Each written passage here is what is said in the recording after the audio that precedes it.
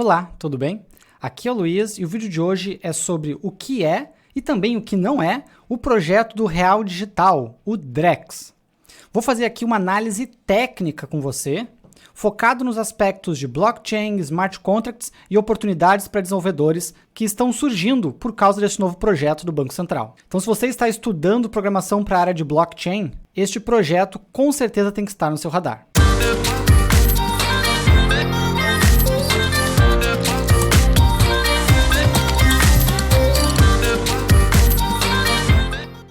Então, primeiro ponto, tá?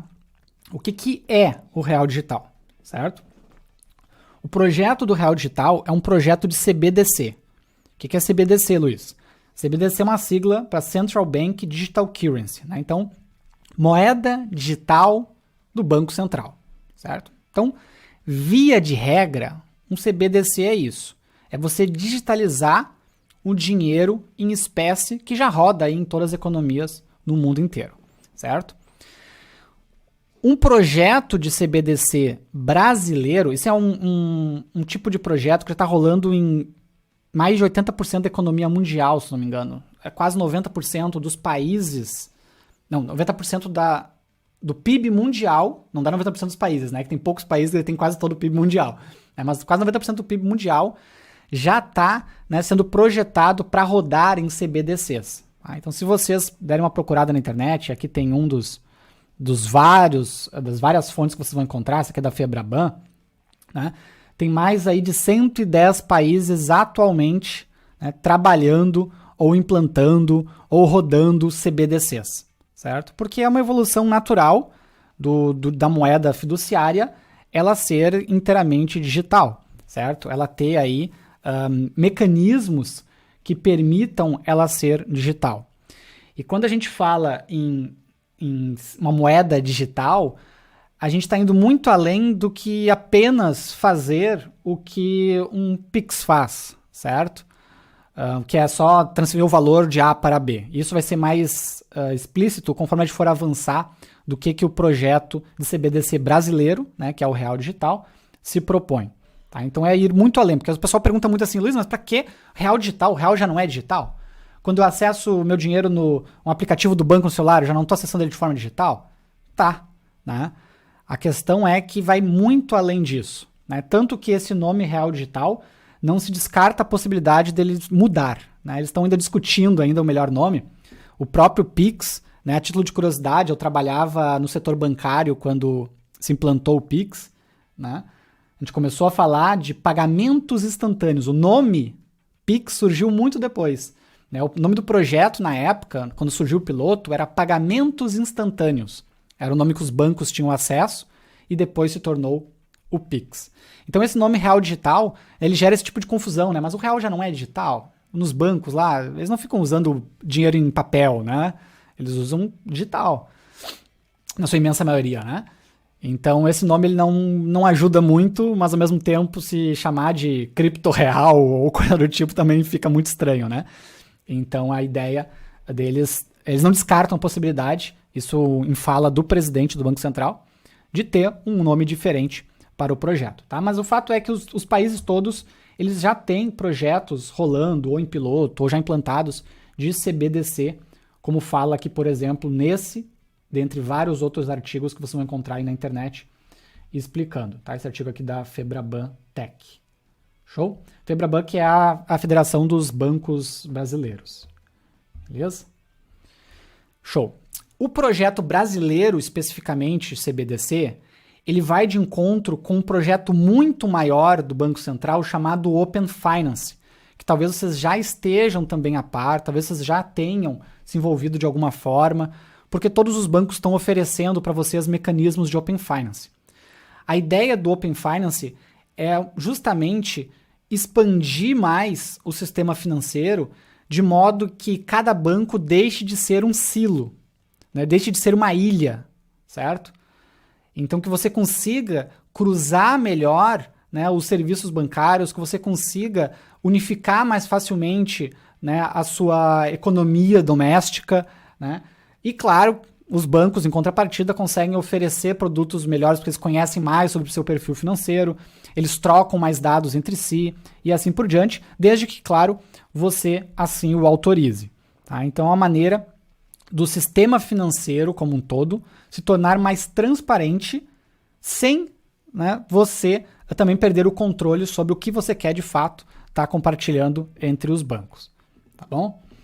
Então, o CBDC ele vem bem de encontro com este projeto do Open Finance. O Open Finance é um projeto também que, quando eu trabalhava no setor bancário, né, eu trabalhei entre 2017 e 2020, né, em 2 bancos diferentes e uma fintech, e a gente trabalhava em projetos de Open Finance lá também, né, que era justamente essa questão de delegação de informações dos usuários com o consentimento dos próprios, para que os bancos conseguissem fazer essa, posso dizer, esse compartilhamento de dados, né?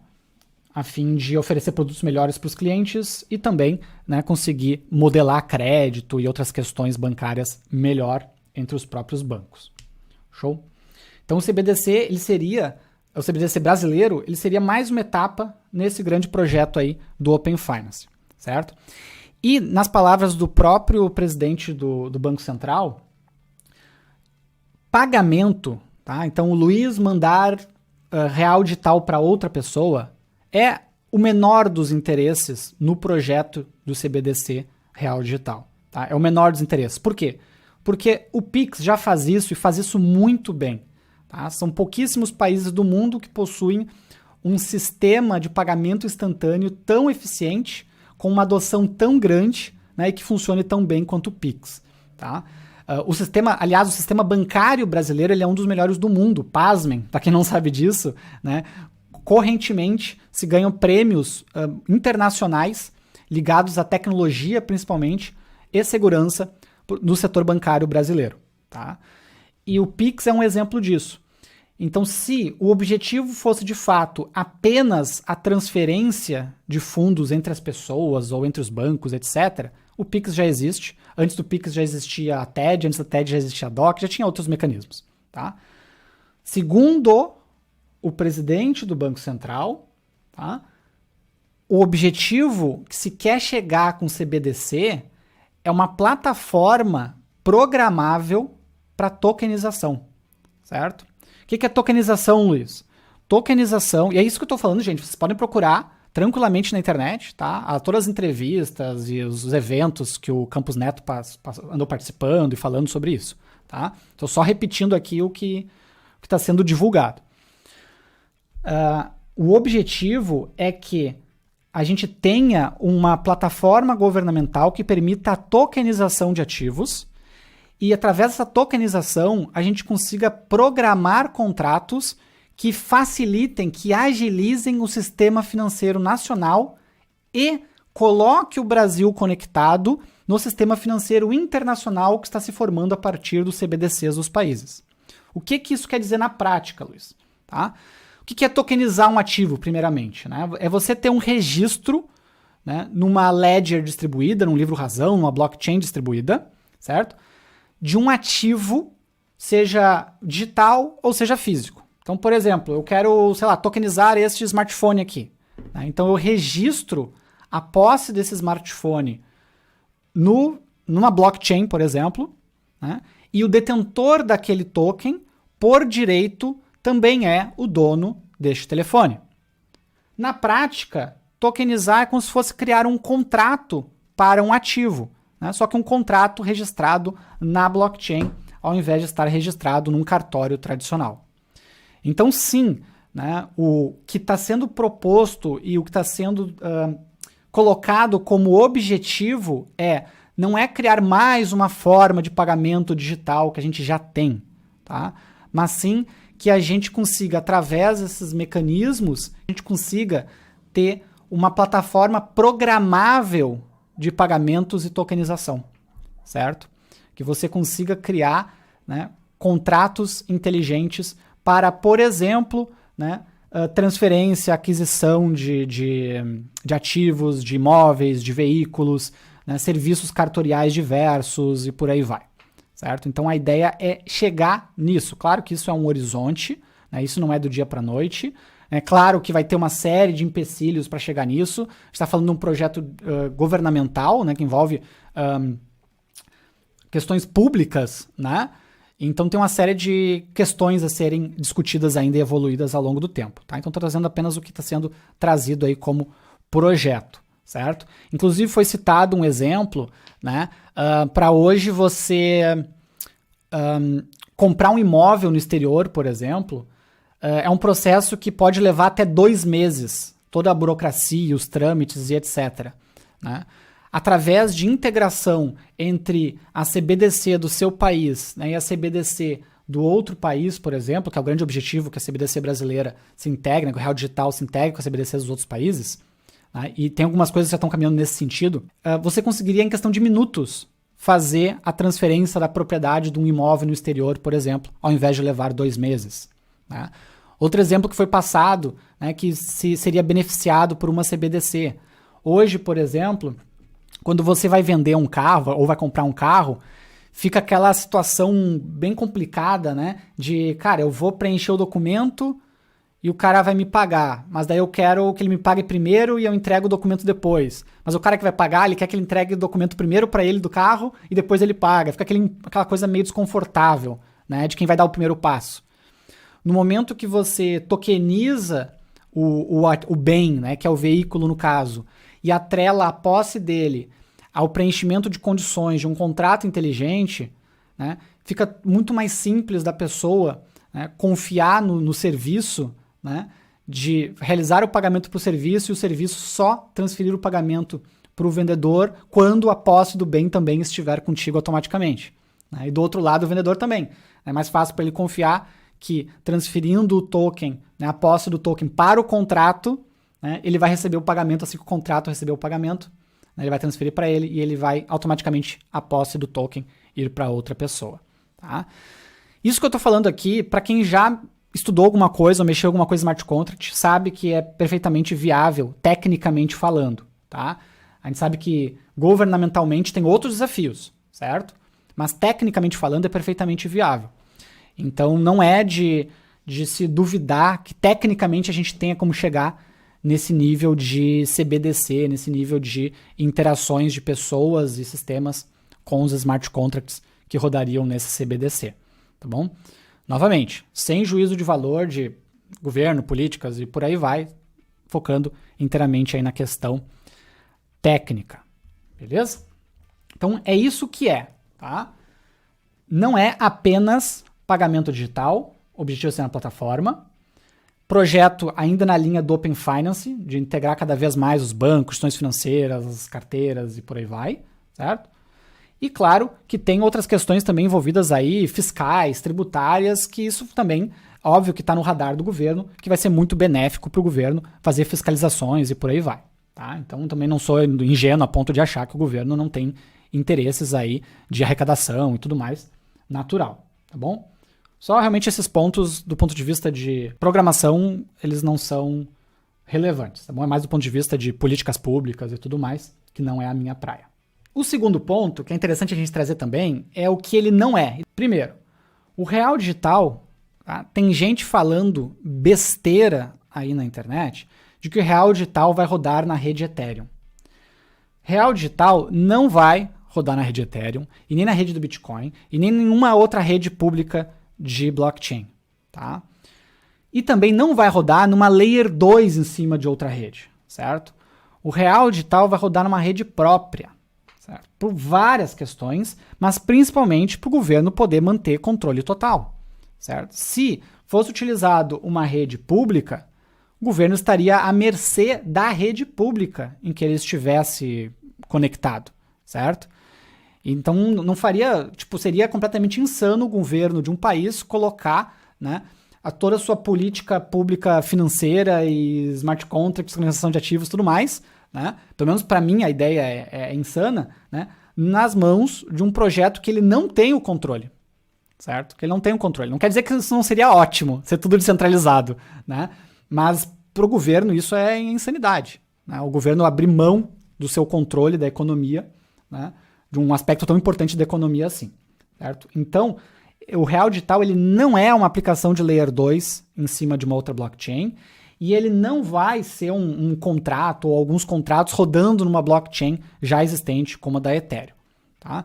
Ah, mas Luiz, eu ouvi dizer que sim, que é tecnologia da Ethereum, não sei o que. Chegaremos lá, tá? Mas não é na rede pública da Ethereum, não é na mainnet da Ethereum. Não vai ter que pagar. Ah, quer dizer que quando eu for transferir para alguém um dinheiro, eu vou ter que pagar taxa de rede, taxa de gas. Não tem nada a ver. Esquece isso, né?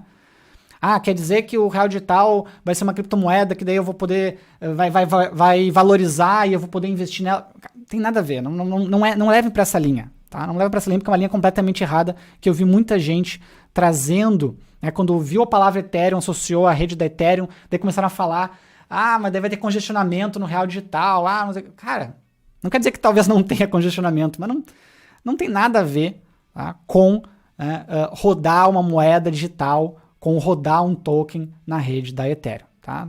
Tem as suas similaridades, a gente vai falar sobre isso, né? Os protocolos, EVM, etc. Tem um motivo para estar citada a Ethereum nas documentações, mas não é, tá, a rede mainnet da Ethereum. Ou seja, o Vitalik Buterin e a equipe dele, os desenvolvedores da Ethereum, eles não têm nada a ver, né? Eles não vão se meter com o real digital, seja positivamente ou negativamente, tá? Um segundo ponto, tá, que ele não é também, e esse não é necessariamente bom, tá? Na verdade, nem tudo que eu trouxe aqui é necessariamente bom, eu estou apenas trazendo as coisas como eu estou entendendo que elas são, tá? O real digital não é uma blockchain descentralizada. Sequer a gente pode chamar, tá, a rede do real digital de blockchain. Talvez, eventualmente, a gente vá citar como sendo uma blockchain porque é tipo uma blockchain, mas não é de fato uma blockchain o real digital, certo? Tá? Mas tecnicamente falando, a gente chamar o real digital de blockchain do governo não está inteiramente errado, mas também não está 100% certo. Então, principalmente pelo ponto de descentralização, certo? Porque não é descentralizado. Então, os nós, tá? Os nodes da rede, eles vão possuir validação centralizada. Então, é o Banco Central que vai ditar as regras, certo? Eles preferem o termo permissionado, né? Mas no frigir dos ovos é centralização. Eles querem manter o controle, eles querem manter o poder em cima do real digital, tá? Então, não é uma blockchain descentralizada que a gente vai simplesmente lá e vai fazer o que a gente quer praticamente, como a gente faz, por exemplo, na rede da Ethereum. Hoje, se eu quiser simplesmente ir lá na rede da Ethereum, criar um contrato, inventar alguma coisa maluca, não sei o quê, eu simplesmente posso. Na rede do real digital vai ser diferente, tá? E um terceiro item que também vale ser citado aqui como não é, e por favor, eu sei que para alguns isso tudo que eu tô falando aqui, nesse item principalmente, é óbvio, mas para muita gente não é óbvio, tá? E eu vi muita gente falando besteira. O real digital não é um ativo para especulação ou trade, tá? Não quer dizer que ele daqui a pouco não vai aparecer numa Binance, numa corretora, como par de criptomoedas e tudo mais para ser negociado. Não quer dizer isso, tá? Não sei se vai também, mas não quer dizer isso. O que quer dizer não é que você vai comprar o real digital e daí você vai guardar para ele valorizar, ou você vai ficar comprando e vendendo o real digital esperando ter lucro em cima disso. Não é esse o objetivo dele e possivelmente ele não vai servir para isso, tá? Porque o objetivo dele é outro, né? Como eu citei no slide anterior, o objetivo dele é ser a porta de entrada para essas transações acontecerem na rede do real digital, essas negociações, os contratos, etc. e também os pagamentos, tá? Mas não vai, o real digital ele é pareado com o real, então ele não vai ficar valorizando, vai virar uma moeda que vai ter valor próprio e tudo mais, ela vai estar pareada com o real, ela vai estar lastreada no real. Então se o real valorizar, ela valoriza, mas ela frente ao real ali, não é a ideia realmente que ela ganhe vida própria, né? Que ela descole da moeda fiduciária em si, tá? Eu acho que não é 100% correto afirmar isso, mas acho que serve como uma analogia. Você pode pensar na ideia do projeto como uma stablecoin, tá? Não é exatamente isso, tá? Me perdoem os mais puristas nos termos, tá? Mas só para tirar da ideia de o real digital vai ficar valorizando que nem o Bitcoin, que nem o Ethereum, que nem o, sei lá, qualquer coisa assim. Não vai, tá? Não vai porque não é essa a proposta, não é para isso que serve, né? Não vai ter captação de dinheiro para o real digital, que nem tem nas criptomoedas, né? ICOs, airdrops e por aí vai. Não é esse o objetivo nem o mecanismo de funcionamento deste projeto. Beleza? E aí, conseguiu entender finalmente o que é o Drex? Se você ficou com qualquer dúvida, deixa aqui embaixo nos comentários que eu vou tentar responder todo mundo conforme eu mesmo for aprendendo sobre este projeto. Agora, se você gostou do que aprendeu até o momento, eu vou pedir em retribuição o seu like e recomendar que você se inscreva no canal para receber os próximos vídeos sobre este assunto. Combinado? Então um abraço e até o próximo. Valeu!